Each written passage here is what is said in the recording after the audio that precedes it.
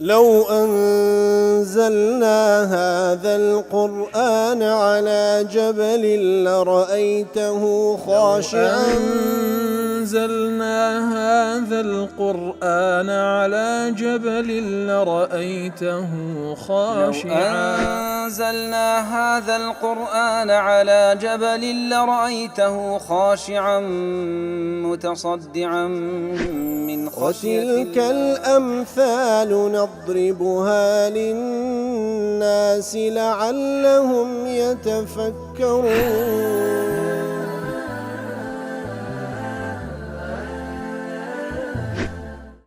الحمد لله والصلاة والسلام على رسول الله وعلى آله وصحبه ومن والاه. السلام عليكم ورحمة الله.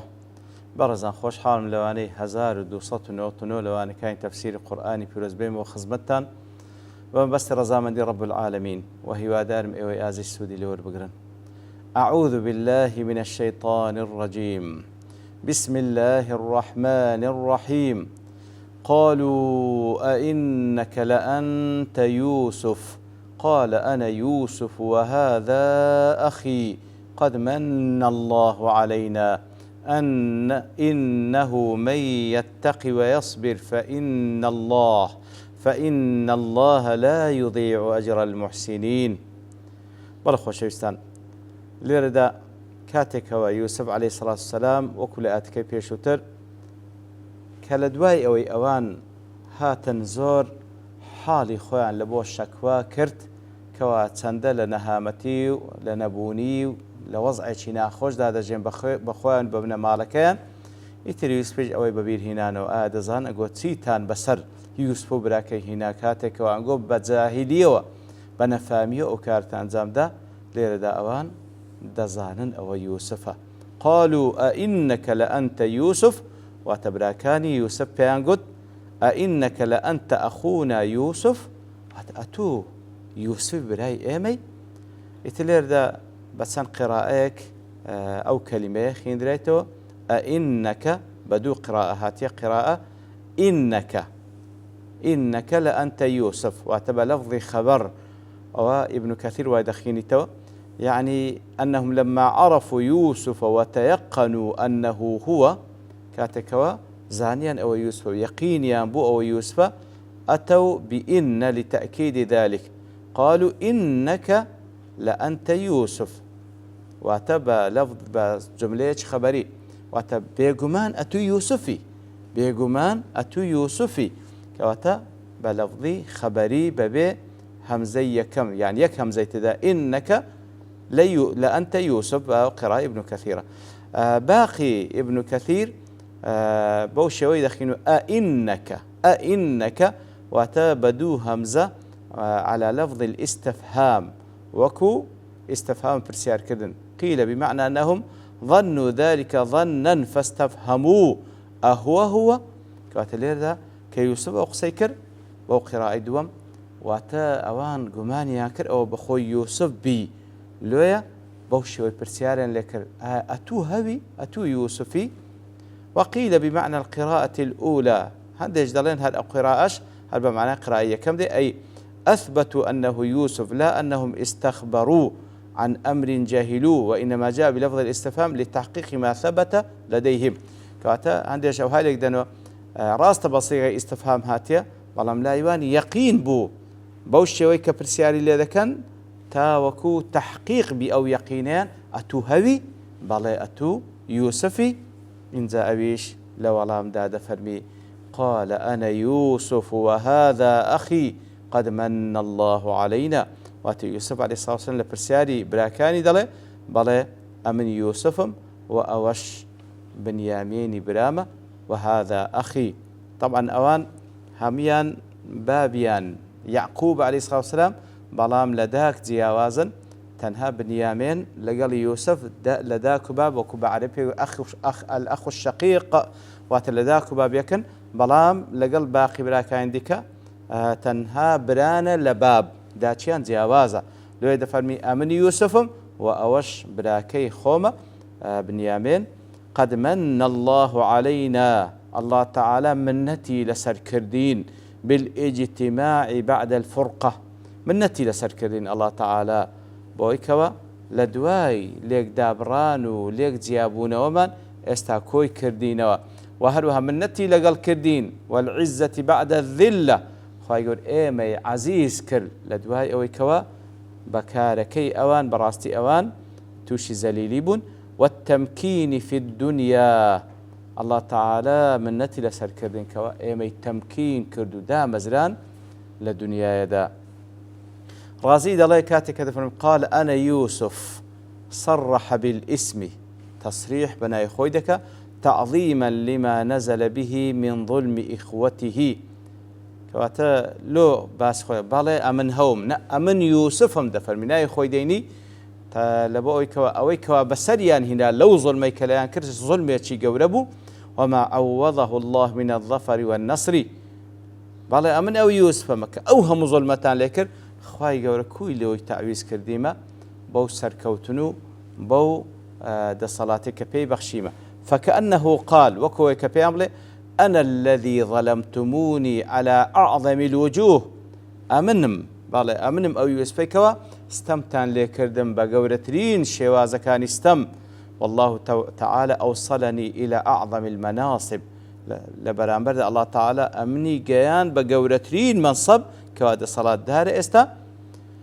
أنا ذلك العاجز الذي قصدتم قتله وكأنما فيان ضلي بلا أمن أو يوسفما کەوا بێتوانە و بێدەسەڵات لەبەردەستان بووم کەوا مەبەستان بوو بمکوژن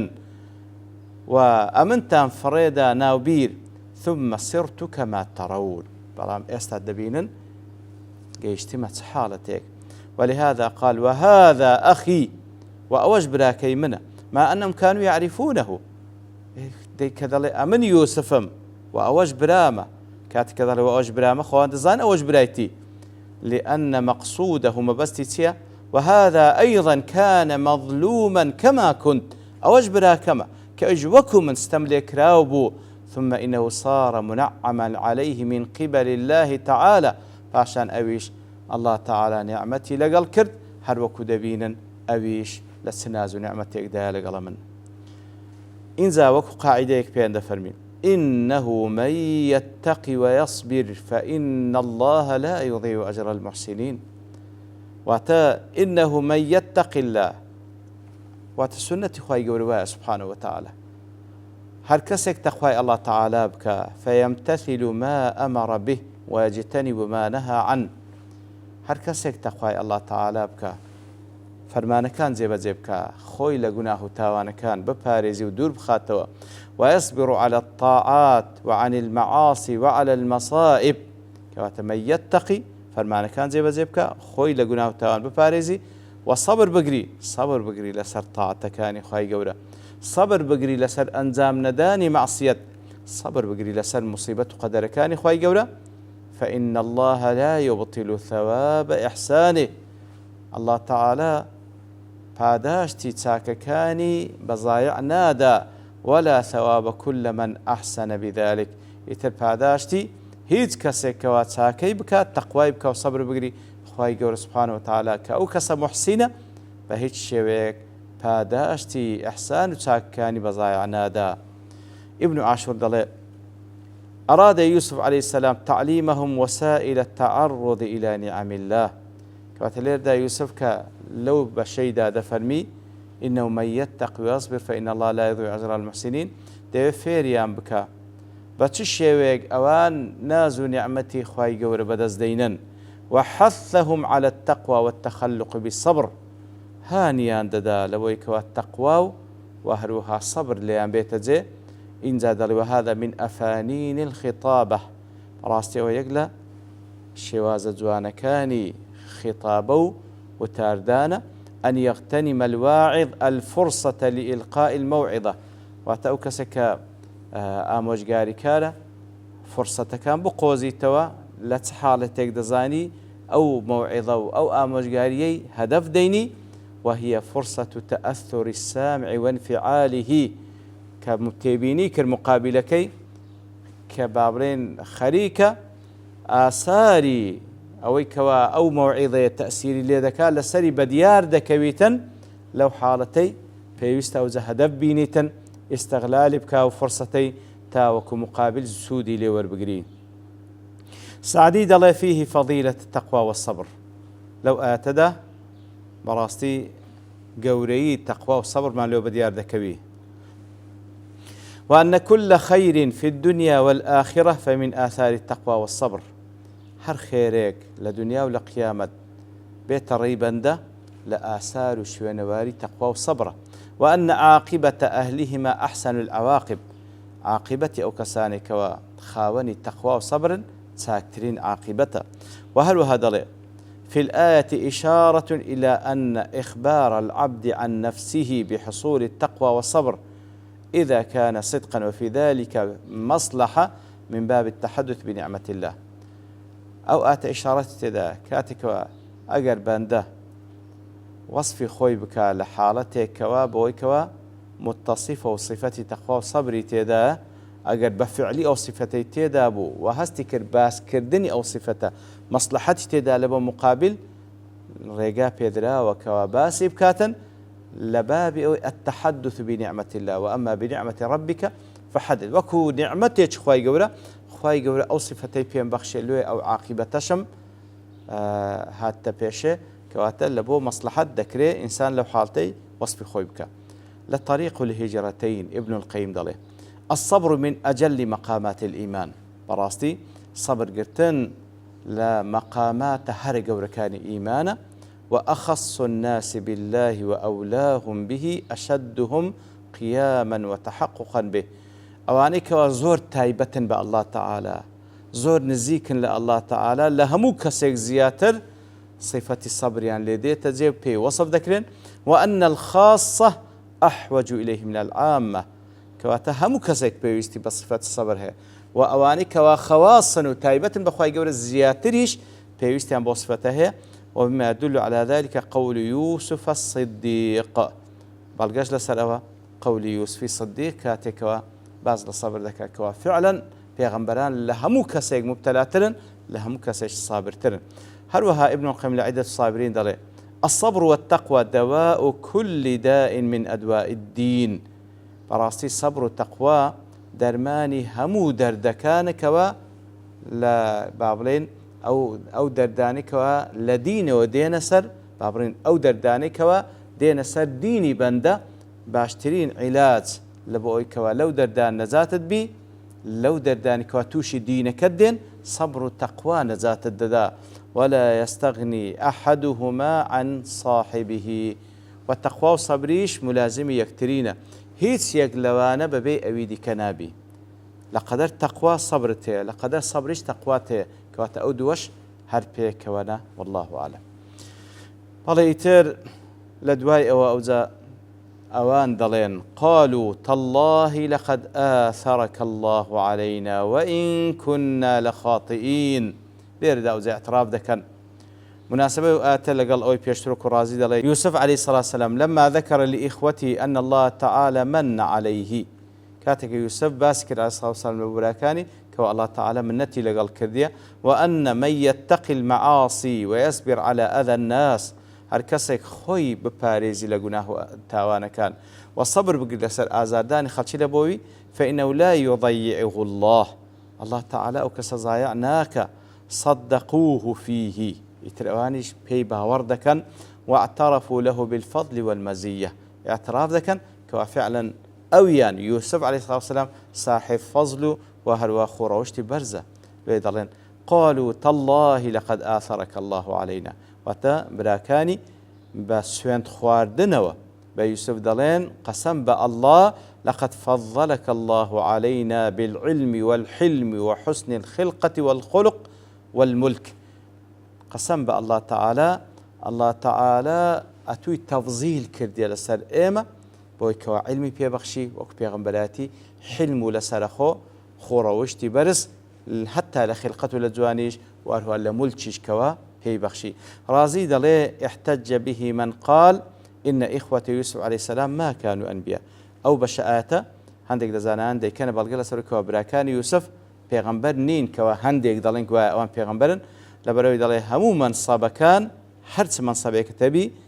هرسبي هر کوچی بی لخوار پیغمبراتیه ئیتر ئەوان ئەگەر بێت و ئەوانش وەکووی پێغەمبەربان نەیان دەگوت تەڵڵای لەقەد ئاثەرەکە الله عەلەیک کاتەوە بەڵگەیە لەسەرەوەی کەەوە ئەوان پێغەمبەر نین. وإن كنا لخاطئين أي وما كنا فيما فعلنا بك إلا مذنبين مخطئين في حقك كواتا أوي كوا إيما كردمان لحقيتو هيت تفسير شلبونيا إلا أوي كوا إيما تاوان بارين براستي هلما كل حقيتو واتا اعتراف بتاوانك إخوان دكان يتليردا أو جا موقف يوسف عليه الصلاة والسلام بوي كوا هلويستي أو لكاتك ولد صلاته أوانش هاتينه واعتراف بتاوان إخوان دكان هلويست سدبي وكل آتي دواتر بديار دكوي لواندات وبشتواني الله تعالى دين خزمتي. وصلى الله وسلم على نبينا محمد وعلى آله وصحبه أجمعين وآخر دعوانا الحمد لله رب العالمين. لو أنزلنا هذا القرآن على جبل لرأيته خاشعا أنزلنا هذا القرآن على جبل لرأيته خاشعا أنزلنا هذا القرآن على جبل لرأيته خاشعا متصدعا